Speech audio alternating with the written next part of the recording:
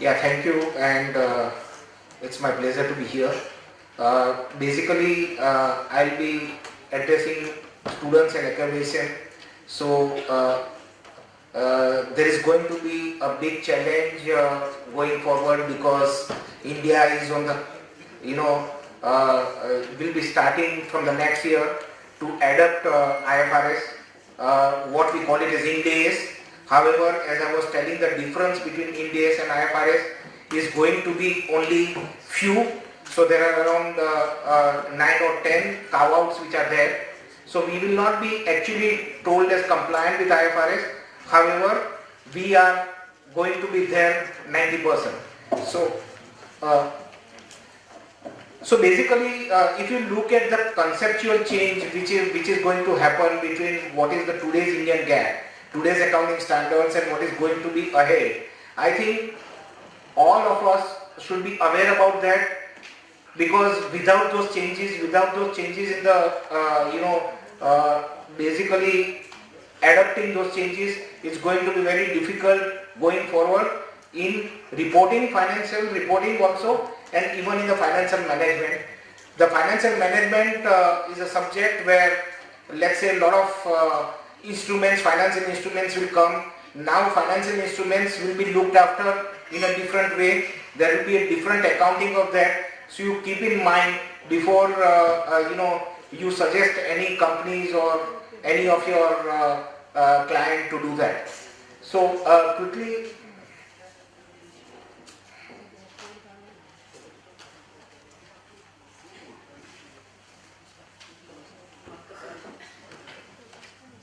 Yeah, so I have taken 3 topics here. Business combinations. Why business combination is because there is a drastic change between what we are following now and what is going to be followed in future. So if you look at it, IFRS 3, which is basically, in our case it will be Ind AS 103, just to say that wherever IFRS is there, we have added 10 before that, so it becomes 103. The basic change which are happening is that today, if you will take any business combinations, business acquisitions, most of the accounting in India is done on the basis of the book value of the earlier entities. However, that will not be the case here now. When there will be a business combination, the fair value needs to be adopted, and that is what is the biggest change. And because of that, what is going to happen is that the goodwill portion which is being carried on at present in the financial statements, going forward, the goodwill portion is going to be substantially lower, and that will have impact on the financial performance of the company also. So basically this standard deals with business combinations, which is different than purchase of assets. When there is a purchase of assets, it can be a group of assets, it is not a business combination. For a business combination, what you require are the basically 3 elements.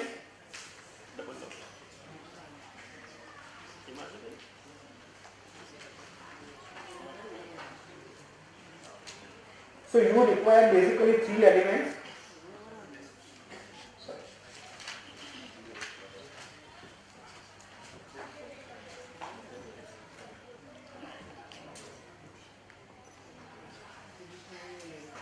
Okay, just see.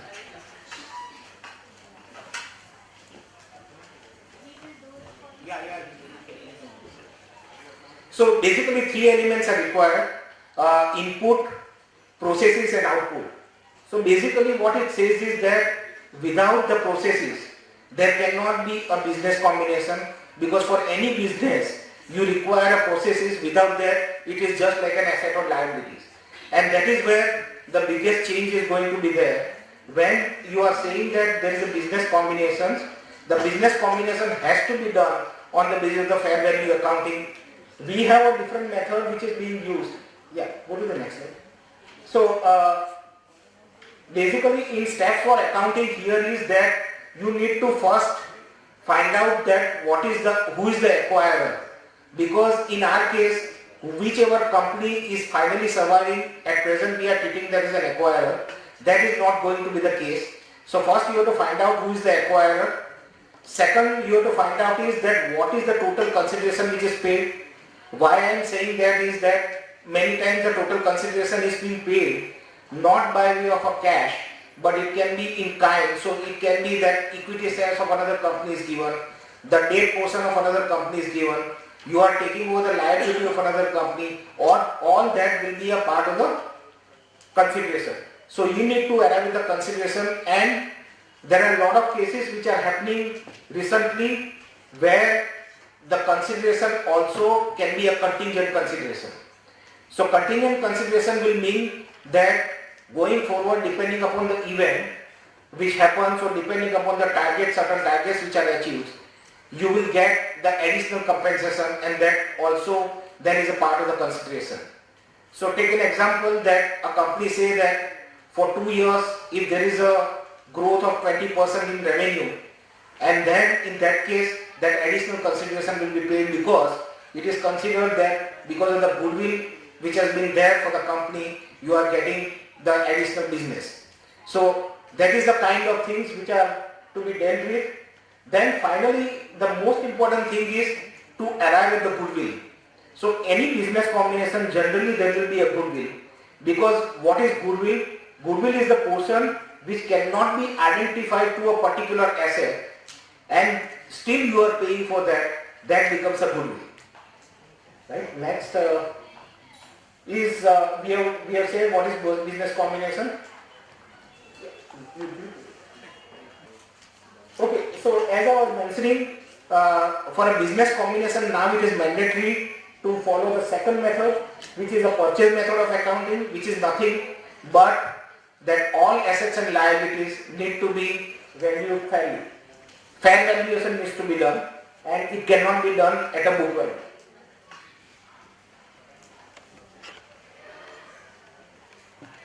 Okay, another important thing which is which you should keep in mind is that for a lot of business combination you incur a lot of other expenditure which are associated with that. What you call it as a transaction cost. Now that transaction cost cannot be considered as part of the consideration. That needs to be charged off in the financial statements in which it is incurred. So allocation of cost.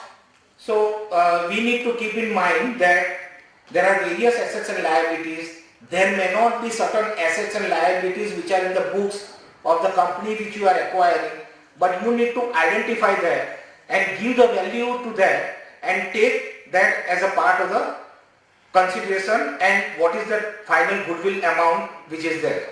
So you need to very well look at it, identify as far as possible. There are a lot of various intangible assets which may be there, like customer contracts which are there, which will give you benefits in future. So although the earlier company would not have accounted, you need to account for the same. As a measurement principle, as I was mentioning that on the acquisition date, you need to fair value. Now, in many cases, what is the acquisition date is an issue. So basically, when the control of the business gets transferred to the acquirer, at that point of time, it will be considered as the acquisition date. And what needs to be done is the fair value needs to be done vis-a-vis that date.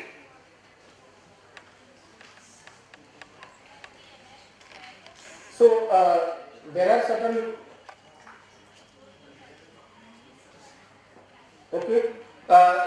so there are certain things where this is not applicable, where basically fair value you will not adapt in 2 or 3 cases, mainly to deal with the contingent liabilities. The main thing is there that what we know today is that contingent liability is off balance sheet item. It needs to be only disclosed in the financial statements. Now when you will do a business acquisitions, you need to quantify that contingent liability on the basis that what is the probability of it getting materialized, and on that basis you should ascribe value to that and take that in a part of the goodwill calculation. So basically, what is a goodwill? Goodwill is nothing but what extra you are paying over and above what fair value of the assets and liabilities which you are getting. So that is nothing but, so any brand or any such things are there, it will be separately carved out, but over and above that, if you are paying that, which you cannot identify to any particular assets or liabilities, will reside in the goodwill. You need to keep in mind that the goodwill which arises as per the international standards, there is no need for amortization. However, it needs to be only tested for impairment. So what does that mean is that for goodwill, there will not be any amortization which happens in any intangible or tangible assets. So for tangible assets you provide depreciation, intangible assets you amortize, but for goodwill there is no amortization which is required. And now that's why if you will look at today, because we are taking in India book value, there is a large goodwill which sits, otherwise which could have gone into the fair value of different assets. And that is going to be a major change. You need to keep in mind that when the goodwill arises, you need to test whether that goodwill is correctly arrived at or not, or whether you have missed anything to value. And that is what basically it says. There is positive goodwill, you know that it will come as an asset. There is a concept of negative goodwill also. It means that in certain circumstances, if you have paid less than the less consideration than what assets and liabilities, net assets which you are acquiring, it means that from that transaction of acquisition you are gaining immediately. In that case, the IFRS says that that negative goodwill, which is nothing but your bargain purchase. So you have bargained and that is why you have paid lesser price. So in most likely case, it will be taken to the profit and loss account. In Ind AS, which we will be following, which I was saying it is a part, akin to IFRS, that is the change, that negative goodwill which is there, you cannot take it to the profit and loss account, which IFRS would have allowed. So this is one of the carve-out which is there. It has to be taken to capital reserve and not as a part of any income statement. Acquisition cost, you need to arrive at the acquisition cost, as I was saying that any transaction cost is not required to be considered. Contingent consideration, you need to arrive at the contingent consideration on the basis of probability that that event is going to happen. And on that basis, you need to arrive at the contingent consideration. Step acquisition, basically what is a step acquisition is that directly you are not acquiring the company. So initially you are just acquiring 10% or 20% or less than 50%, and at a later stage you acquire the full control. The important thing is that what it says is that you need to arrive at the goodwill only when the control gets transferred. So before that, if the control is not transferred, there is no need to value that. When the control gets transferred, at that time only you need to arrive at the goodwill.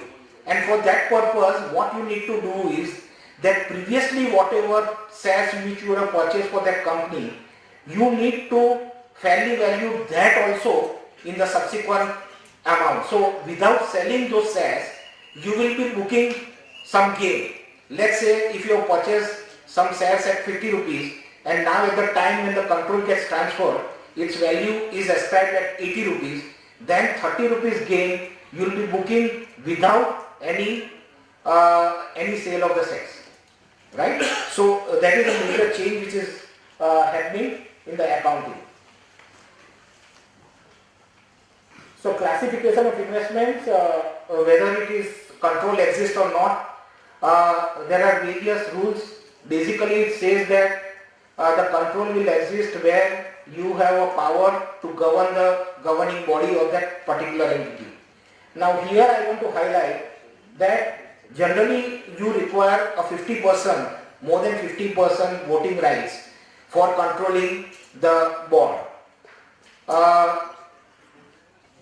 However, there may be a case where with less than 50% also you will be able to control the bond.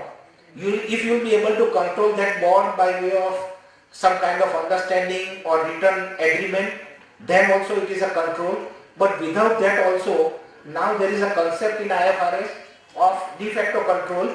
So if there is a de facto control, it means that although you are holding only 25-30%, but the other shareholders are so dispersed that they will not be able to come together and vote against you. If that is the thing, then you consider there is a de facto control.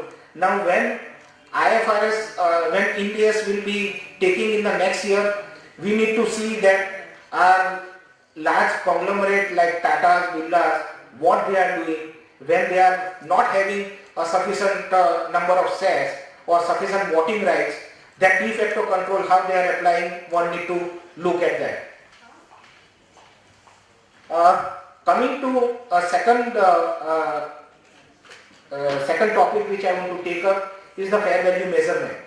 Now there is a separate standard which says that how you need to value fair value any instrument or any assets or liabilities.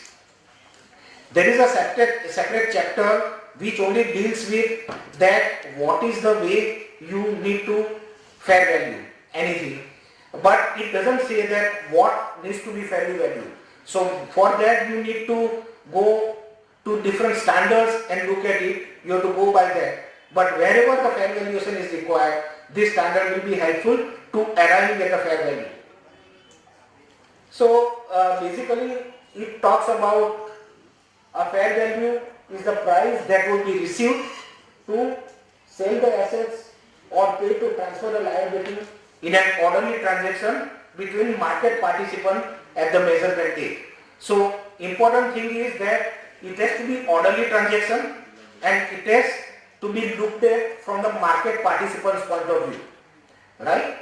So it does not change when to measure the fair value as we have mentioned, but basically it is required that how the market participants look at it. So here also when you work out the fair value doesn't consider a transaction cost. So let's say take a simple example that you want to value some shares which are quoted. So the argument can be when you will sell that shares, you need to pay the brokerage and what the final investors will get will be net amount.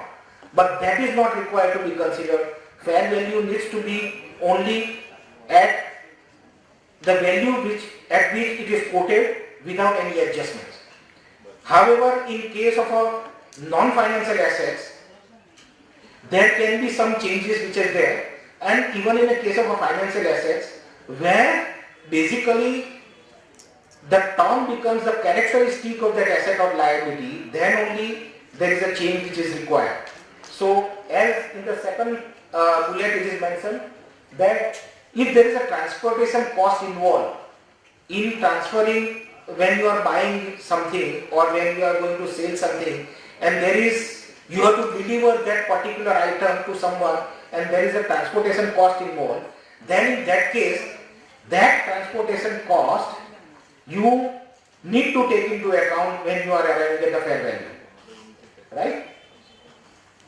So fair value is different than net result value because in net result value what you will do is that you will take transaction cost also into account. Unit of account basically it says that you can have a fair value of particular asset or it can be a fair value of a group of assets where it is a homogeneous assets. So if you look at the bank will have, let's say, credit card portfolio. You can consider a credit card portfolio as one asset and you can have a fair value on that basis. So unit of account is important. One thing which you need to keep in mind is that when there is any financial instruments which are quoted, and for the quoted financial instruments you need to have a unit of accounting as one share only. It cannot be more. So you just have to multiply by number of shares and that's all. You can't make any other adjustments. So basically it says that if there is any active market, then fair value is nothing but the price multiplied by the quantity. So P into Q is generally taken into account.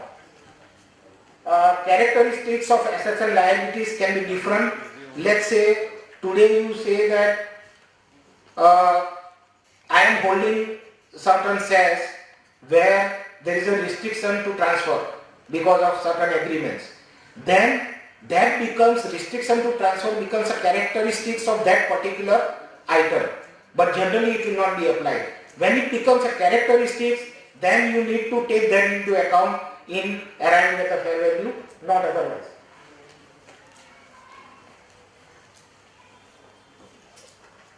Yeah, so as I was mentioning that here, it's a characteristics of the instrument you need to take into account. How should you fair value? So fair value should be measured based on the quoted price for an otherwise identical unrestricted equity.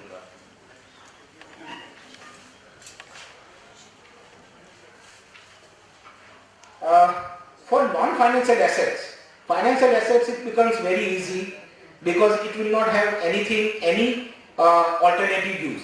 But for a non-financial assets, when we are talking about, let's say, plant and machinery, there can be a different alternative use.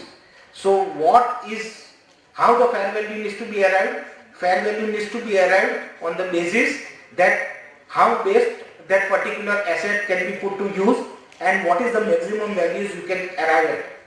So it may be possible that on a standalone basis that asset may have a lower value, but on a group of asset basis, if you will take all put together, then it may have a higher value because it can be used as a part of the production process and then the value can be higher. Another important thing is that when you are doing a fair valuation, if the certain things are quoted, you need to take quotation on the basis of the principal market, and if principal market is not there, then you have to go on the basis of the advantageous market. Now, there can be, let's say, take a simple case, one share is quoted at NSE also, BSE also. So, which one has to be taken for a fair valuation? There can be a London Stock Exchange where coffee is quoted, there can be a Singapore where certain commodity is quoted. So which one is to be taken? So there are rules for that. Basically what it says is that you need to see the greatest value or the greater volume which is there. That market you need to consider, that rate you need to consider. Okay. However, when it comes to there is no principal market, then you need to go on most advantageous market. Because then you say that where you will sell, it will be wherever you have final advantage, there only you will sell. So take an example, market A, B and C are there for a particular item, and the annual volume is given, other details are given. So here if you look at it, principal market is market A, and that is why if you look at it, you need to value, fair valuation of that is 47 rupees, which is the quoted value. If you will take most advantageous market, then in that case it is market C, because finally net proceeds which you are getting, that is the last row, where market C is giving you the highest price. However, the value, fair value is not 48, fair value has to be restricted to the quoted value which is 49, because as we had mentioned earlier, the transaction cost is not required to be considered. Okay, you need to consider liquidity, otherwise if it is illiquid stock, you need to make certain adjustments which are required.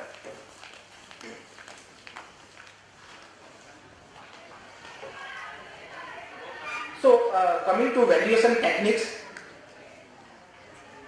there are various valuation techniques which are available. You need to apply valuation techniques only when there is no quoted market price, then only the valuation techniques will come into picture.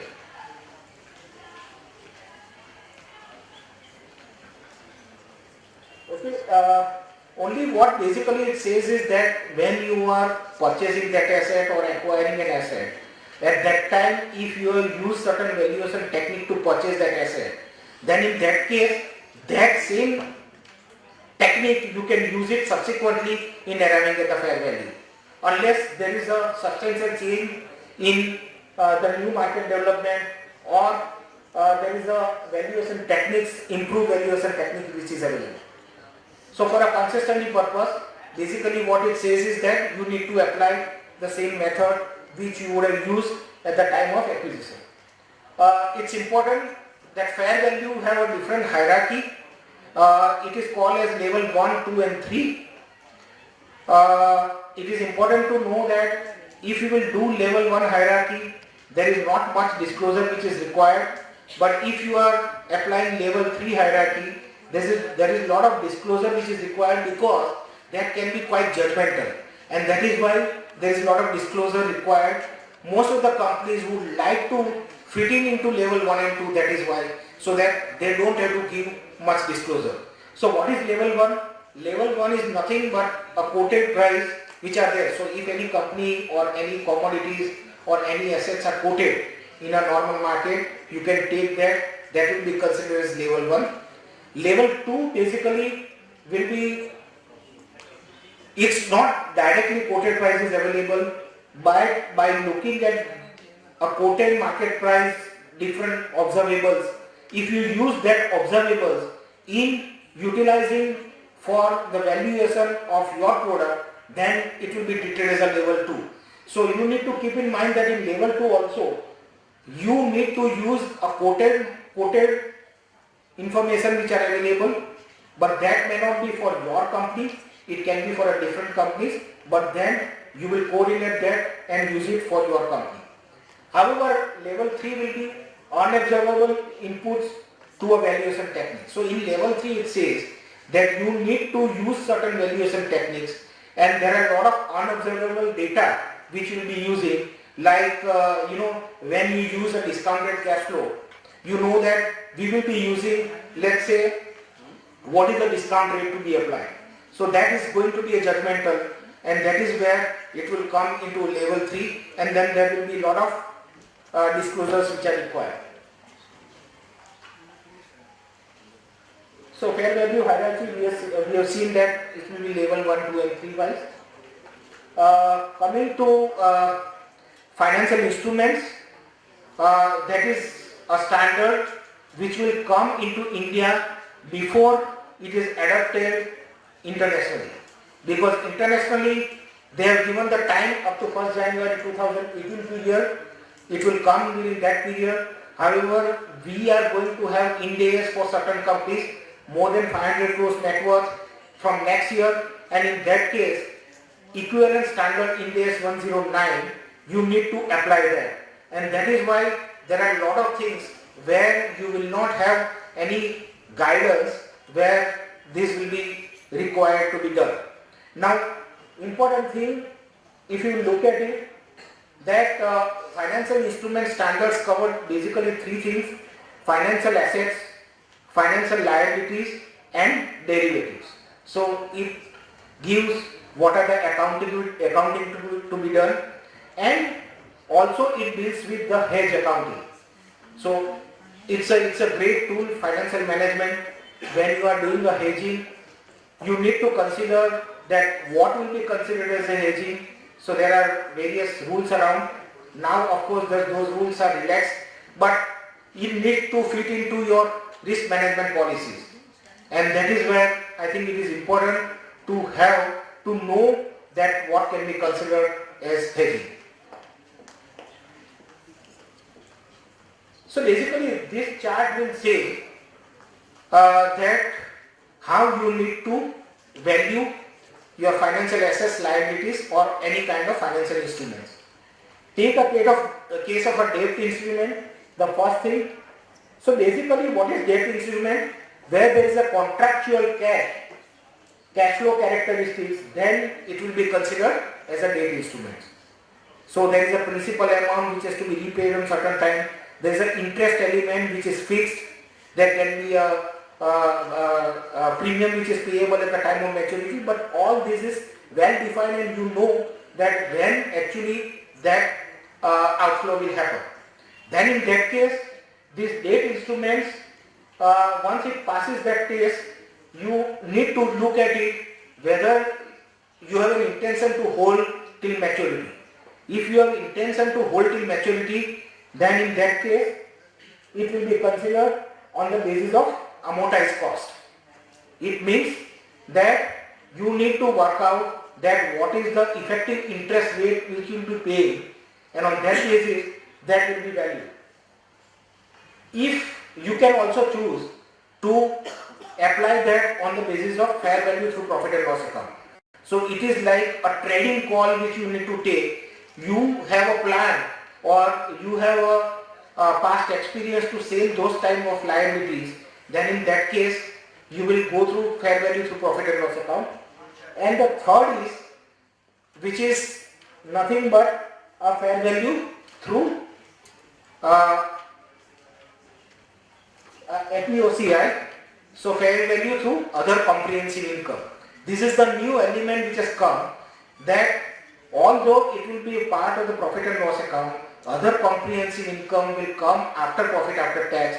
So it will be a separate element, like where you will have earlier appropriation. So like that, P&L part will be considered as other comprehensive income. The idea is that your normal profit is up to profit for the year, and other comprehensive income will have all these adjustments. So the idea of other comprehensive income is that your profit and loss volatility to that extent gets reduced and it will reside there. In case of our derivatives, most of the derivatives have to be it has to be fair value through profit and loss account, and in case of our derivatives, at each point of time on each balance sheet date, you need to have a fair valuation of that, and you need to consider that differential as a part of P&L. In case of an equity, I think it is important that in case of an equity, you have a choice.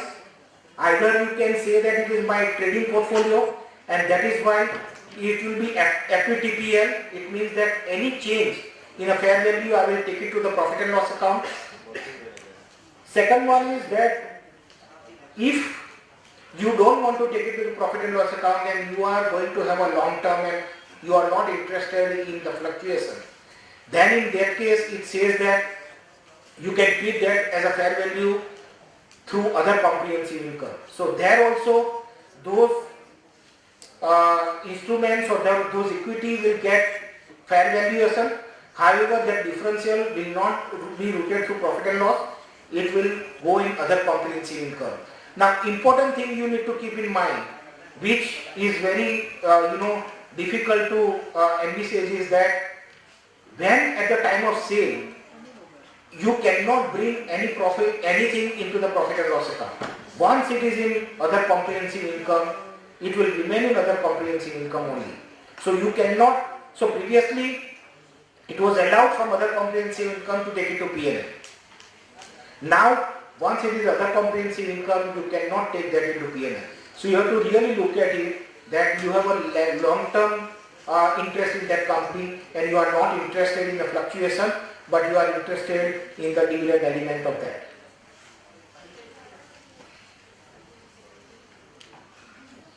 Okay, there is another change, which is major change which will happen, is that any loans and advances you need to account on the basis of the expected credit loss.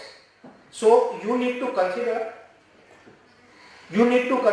expected credit loss when you are accounting your particular assets or liabilities, particularly a liability. So I think that's important thing you need to keep in mind. You need to study that how the expected credit loss will be worked out. So other things are on I think on a hedge accounting. As I was mentioning, when there is a hedge accounting which is there, it says that any differential in the fair value will not go into your profit and loss, but it will reside in your reserves. When actual transaction happens, it will go into the profit and loss. Just this is last slide. There are various accounting which we are doing, which will be totally different now when we have to add up Ind AS. Let's take a case of a preferences where it is a redeemable preferences. At present, we are taking as an equity capital as a part of the capital. However, when it is a redeemable preferences, it is nothing but a debt instrument, and we need to consider that as a liability going forward. So when you consider that as a liability, whatever dividend which is being paid on a preferences will be part of a finance cost, and it will hit your P&L account. Take another variant, compulsory convertible preferences. So in a compulsory convertible preferences, what will happen is that preferences at a particular point of time will get converted into equity shares. If that is the case, then it will be nothing but an equity shares. So it has to be considered as a part of the capital, and it cannot be considered as a part of a liability. The third one is optionally convertible preferences. So if there is an optionally convertible preferences, it is an element of debt and equity both. So you need to work out that what is the debt element, the balance will be considered as an equity element. So how you will work out what is the debt element? On the basis of, if you would have taken the loan, then what interest rate you would have paid. On that basis you will work out that what is the debt element out of that, and the balance then will be a part of the equity. Take a case of another perpetuity bond. Indian companies have started using a perpetuity bond. If you look at Tata Steel has issued perpetuity bond, Tata Power has issued a perpetuity bond, other lot of PSU banks have issued that. So in a perpetuity bond, the argument can be that I don't have to pay my principal amount because it's perpetuity. However, that perpetuity bonds needs to be considered as a debt instrument, and then whatever interest which you are paying, that you need to take it into a profit and loss, and also a fair valuation you need to do if you are not using on the basis of the amortized cost. So you will need to work out if there is a fair value change on account of the interest rate change, you need to take that into account and consider it. I think because of the paucity of time, I will just end my session here. If any question or something is there, I can very well take it.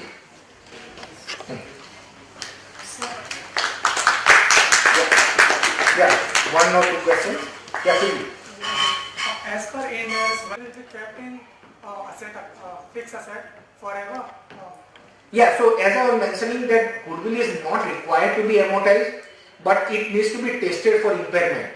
So there is a separate standard of impairment, or the only benefit which you will get is that that goodwill will be part of the other, some part of the assets. So there is a CGU, that CGU needs to be identified, and that goodwill can go with that, but it needs to be tested for impairment.